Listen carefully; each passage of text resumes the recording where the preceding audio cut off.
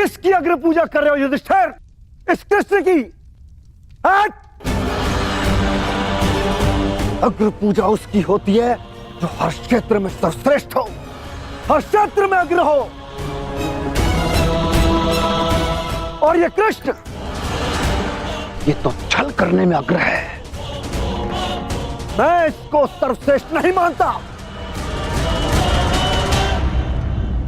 शिशुपाल, अग्र पूजा किसकी की जाए, वो यज्ञ के आह्वानकर्ता का अधिकार है। आप अपनी मर्यादा से बाहर जा रहे हैं। निसंदेह।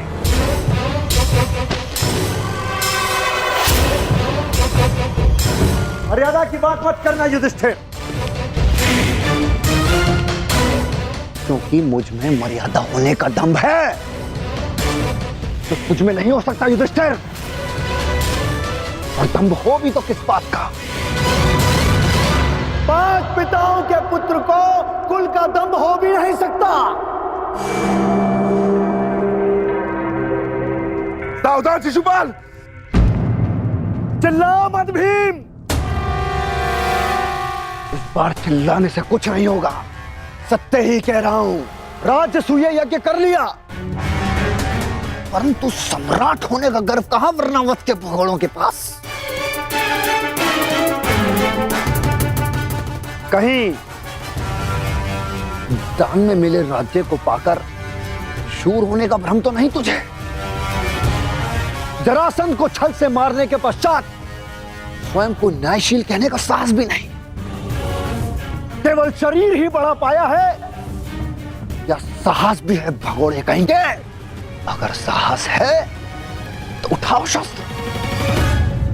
आप अतिथि हैं छेदी नरेश, अतिथि स्वीकारिए। विघ्न क्यों डाल रहे हैं? शांत युधिष्ठिर, मुझे रोक रहे हो।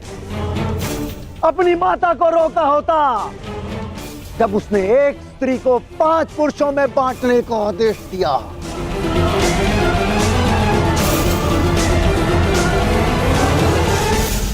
स्त्रियों का सम्मान करना सीखो शिशुपाल।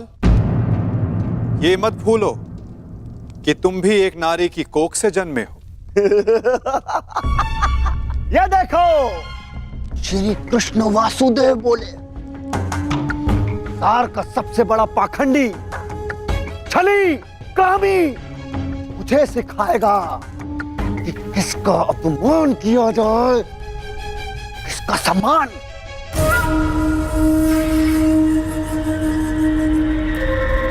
अग्र पूजा की कामना रखने वाले, तू जानता है तेरा नाम कृष्ण क्यों पड़ा? क्योंकि तू है ही मन का काला।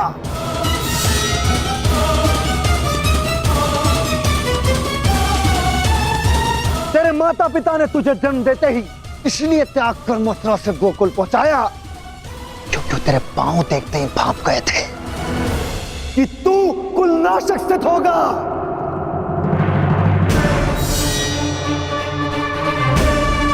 वही किया तूने, वही किया, अपने मामा का वध।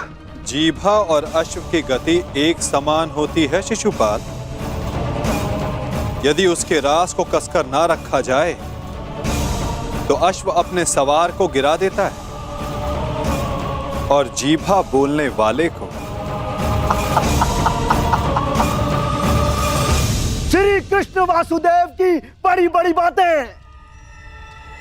अरे जो सत्य है उसको कहने में जिह्वा को लाज कैसी? बचपन से धूर्त रहा है तू।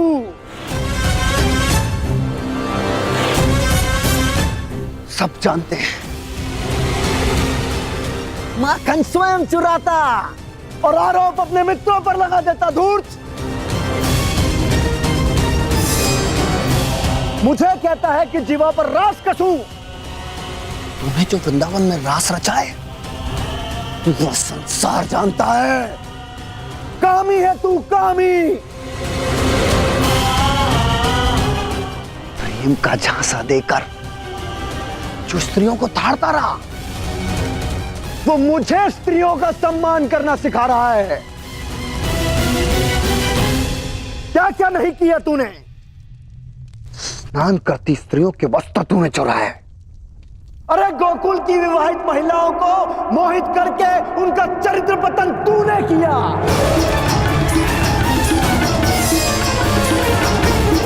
मैं सावधान करता हूं तुम्हें, मेरे धैर्य की परीक्षा ना लो शिशुपाल, अपनी सीमा में रहो। अरे युद्ध भूमि छोड़कर भागने वाला कायर है ये, रणछोड़ है, दुष्ट है ये। क्या करेगा तेरे ये दास पांडव, इनके द्वारा तो मुझे भी मरवा देगा। कुलनाशक है तू, और तुझे अग्निपूजा का सम्मान चाहिए। थू, बस शिशुपाल।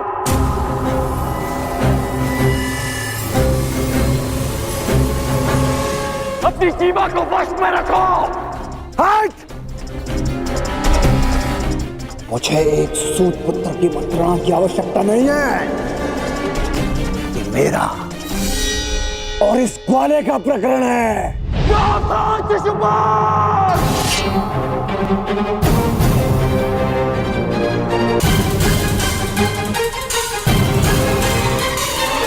नहीं अंगराज, रुक जाओ।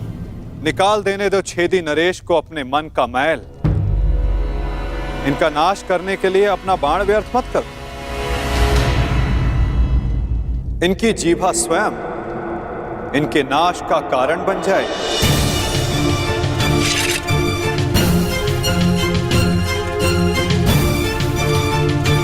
ऐसे बालक योद्धाओं को तू अपने छल से वश में कर सकता है, या फिर तेरे इन दास पांडवों को। मेरे जैसे वीर को नहीं।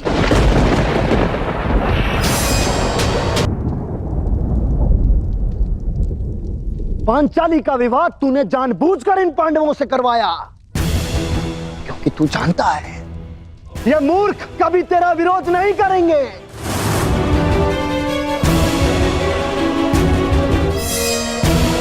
सखा सखी, सखा सखी की संबंध की आड़ में क्या रासलीला रचा रहा है तू, ये मैं भली भांति जानता हूं।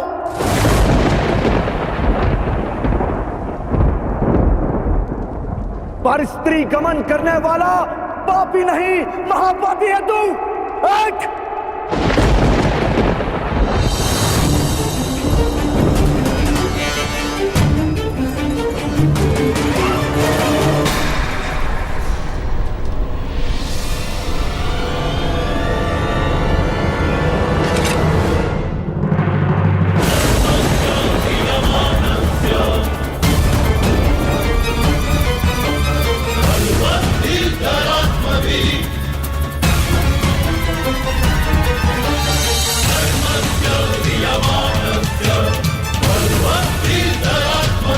तुम्हारे पापों की सीमा समाप्त हुई और मेरी सहनशीलता भी।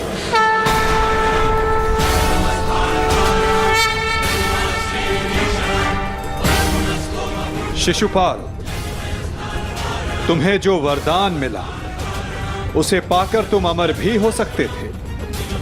मृत्यु का भय नहीं था।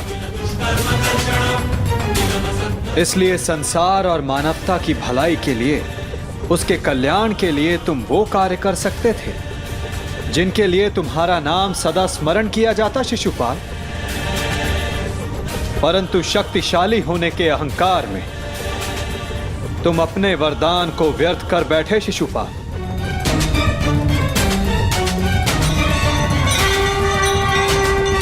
तुमने किसी का प्रेम नहीं लिया शिशुपाल, केवल श्राप लिया। अब देखो, तुम्हारा अंत, तुम्हारी मृत्यु तुम्हारे समक्ष है। ये क्या कर रहे हैं वासुदेव? ये अन्याय है। मैं इसका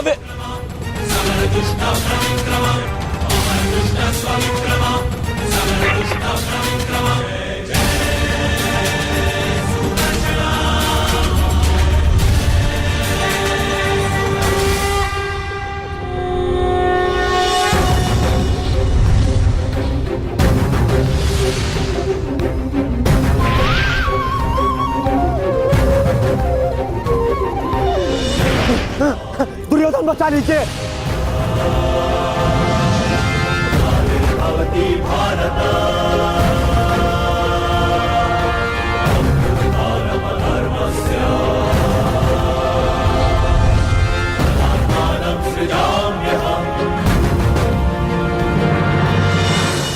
महाराज, मेरी रक्षा करो, मैं दोस्त हूँ, कायर हूँ, मैं क्षमा चाहता हूँ, मेरी रक्षा करो। नहीं, तुम केवल एक अपराधी हो जिसे बार बार सावधान करने के पश्चात भी वो नहीं माना। तुमने न केवल एक अतिथि की मर्यादा भंग की, अपितु एक स्त्री के सम्मान पर भी प्रहार किया। तुम्हारी सहायता करना एक अपराध है जो मैं नहीं करूंगा।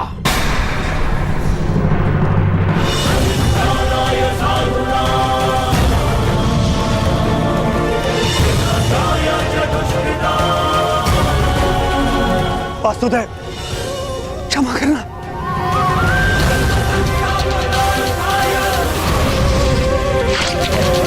शिशुपाल,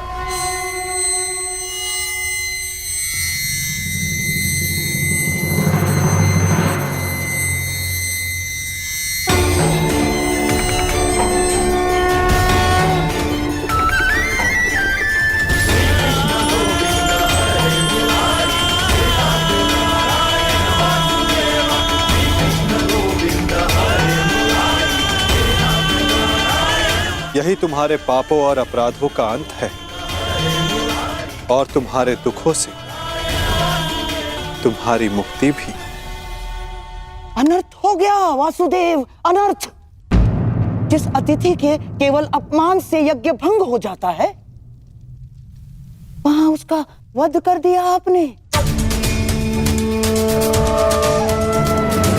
मेरे भांजे युधिष्ठिर का यज्ञ भंग कर दिया आपने। अनर्थ हो गया वासुदेव, अनर्थ। मेरे भांजे युधिष्ठिर को सम्राट बनने से रोक दिया आपने, इस इंद्रप्रस्थ को शापित कर दिया।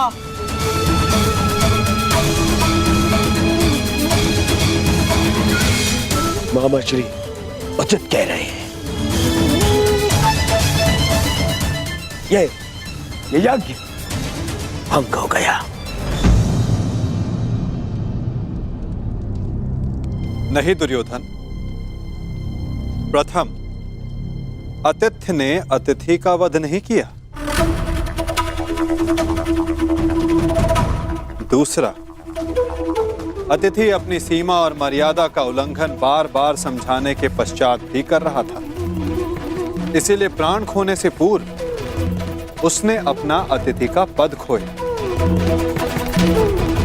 तीसरा, उसने अपराध किया जिसका उसे दंड मिला। और चौथा, जहां अपराधी को मुक्ति मिले वो स्थान श्रापित नहीं, सम्मानित होता है दुर्योधन।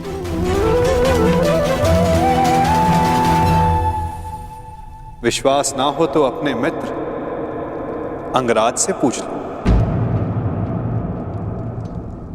वासुदेव ठीक कह रहे हैं मित्र।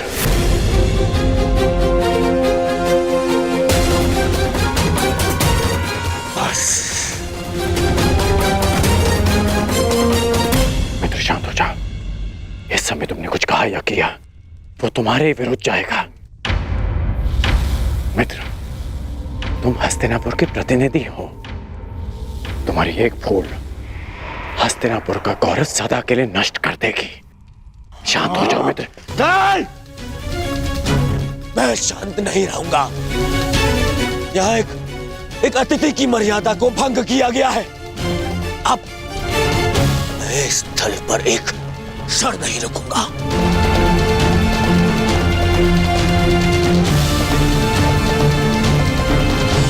दुर्योधन, दुर्योधन, जो सोच कर आए थे वो कुछ नहीं हुआ।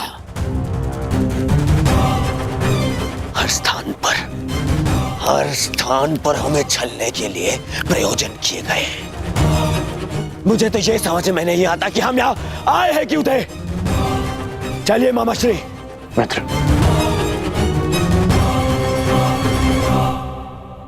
मामा जी, इसे कहिए कि मेरे सामने ना आए।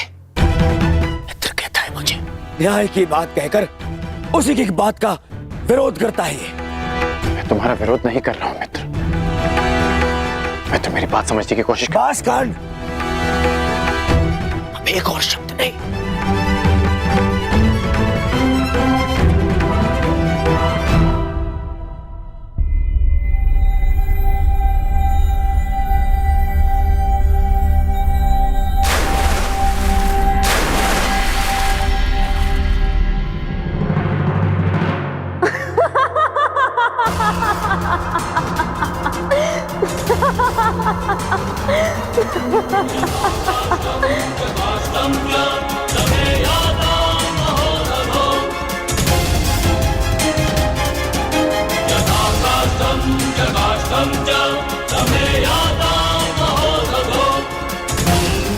सबकी उनके पिता से तुलना करने वाला स्वयं भूल बैठा कि वो किसका पुत्र है।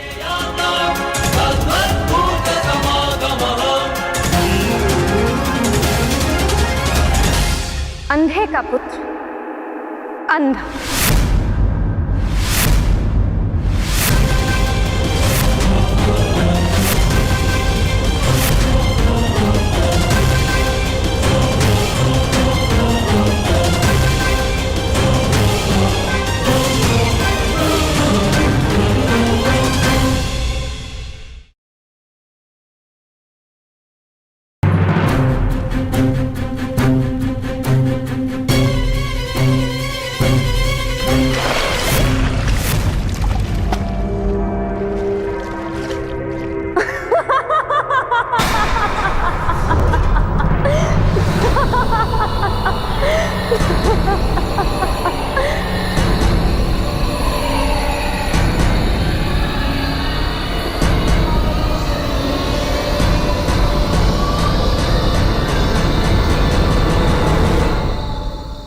सबकी उनके पिता से तुलना करने वाला स्वयं भूल बैठा कि वो किसका पुत्र है।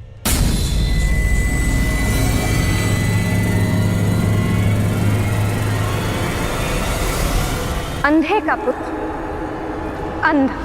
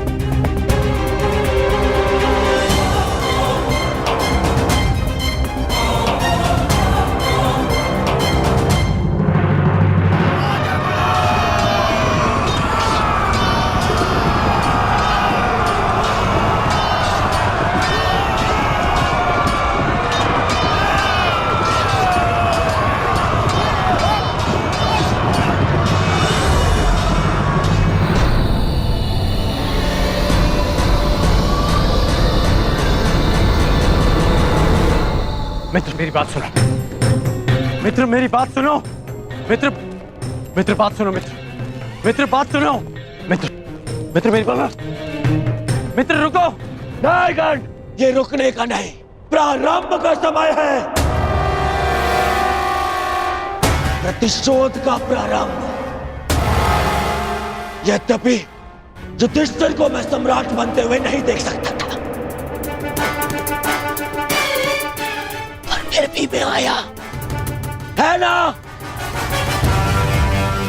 पर आज द्रौपदी ने मेरा अपमान कर दिया कर्ण। मुझे अंधे का पुत्र अंधा कहा, मेरे पिता का अपमान कर दिया। इन पांडवों ने मेरा अपमान कर दिया कर्ण। मैंने तुमसे कहा था कि मैं इन पांडवों का कभी अहित नहीं करूंगा, परंतु ये भी कहा था यदि किसी ने मुझे उकसाया तो मैं शांत नहीं रहूंगा। जो आज मेरे साथ में हुआ, जो पांचाली ने मुझे कहा, वो मैं कभी नहीं भूलूंगा और इन्हें भूलने भी नहीं दूंगा। इतिहास स्मरण रखेगा इस पल को और इसके परिणाम को। इस सम्मान का मूल्य चुकाना होगा इस पांचाली को और उन पांडवों को भी।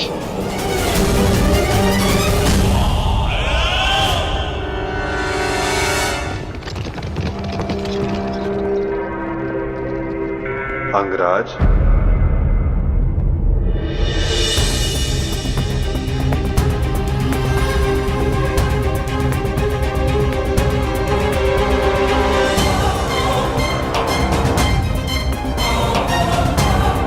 तुमने जिसका चयन किया उसने तुम्हारा साथ छोड़ दिया मित्र। अब भी समय है, अंतिम अवसर है, उचित चयन कर लो मित्र। अपने चयन का अंतिम अवसर मैं रंगभूमि में छोड़ आया हूं वासुदेव, परंतु आपको किसी और को अपने कर्म और शब्दों के चयन के विषय में सावधान कर देना चाहिए था। आप ही ने कहा था ना केशव कि प्रत्येक कर्म के अपने परिणाम होते हैं, उसी भांति मुख से निकले प्रत्येक शब्द के भी अपने परिणाम होते हैं। और मुझे भय है कि पांचाली के शब्दों के परिणाम उचित नहीं होंगे। बड़ी बात।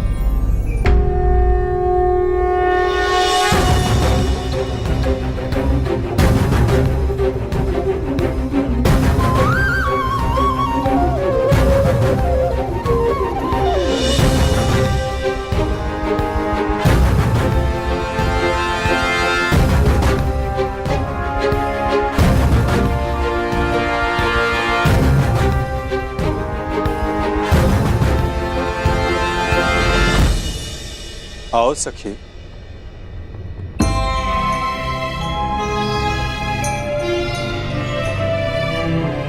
बिना मुझे देखे, बिना कुछ सुने आपने मुझे कैसे पहचान लिया सखा?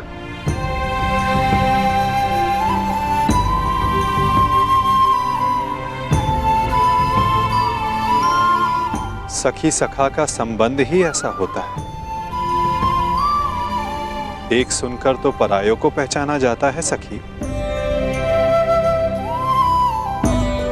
केवल मन से जिसकी मन की बात जान लो, सखा वही होता है।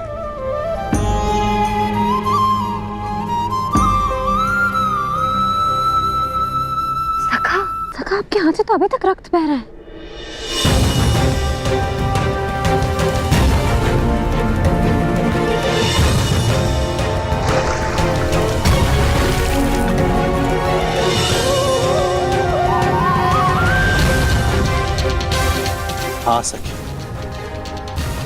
कुछ घाव सरलता से नहीं भरते हैं।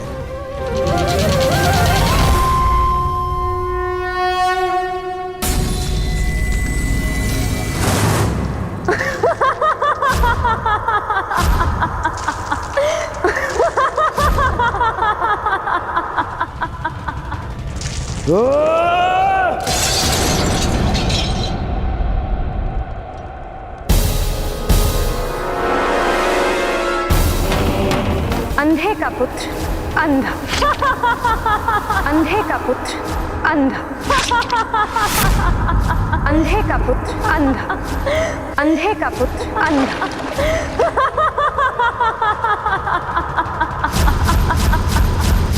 ये क्या कर रहे हो तुम? हट जाओ! मामाश्री, मामाश्री, दुशासन, जेश! खाता घाव लग जाएगा जेश। तो मैं जानना चाहता हूँ कि ऐसा कौन सा घाव है जो उस घाव से ज्यादा पीड़ा दे सकता है जो पांचाली के वचनों ने मुझे दिया है।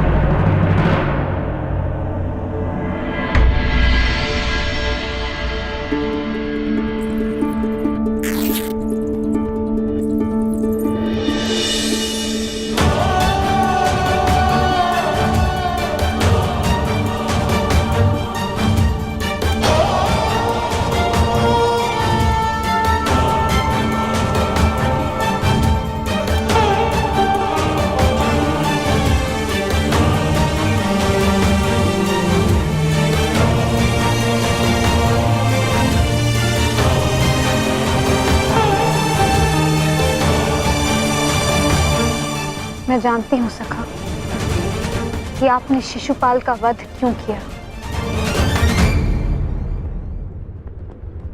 इसलिए नहीं क्योंकि उसने आपका अपमान किया, परंतु इसलिए क्योंकि आपने मेरे अपमान का प्रतिशोध लिया।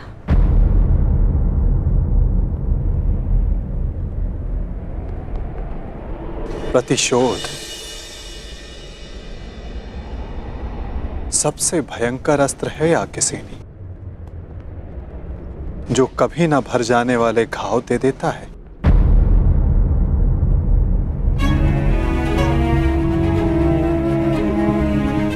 इसीलिए आवश्यक है कि प्रतिशोध से बचा जाए, और इससे भी अधिक आवश्यक है कि किसी के मन में प्रतिशोध जैसी भावना को जन्म ना दिया जाए, क्योंकि प्रतिशोध मनुष्य के विवेक को हर लेता है, भले बुरे की समझ छीन लेता है, नेत्र होते हुए भी मनुष्य को अंधा कर देता है।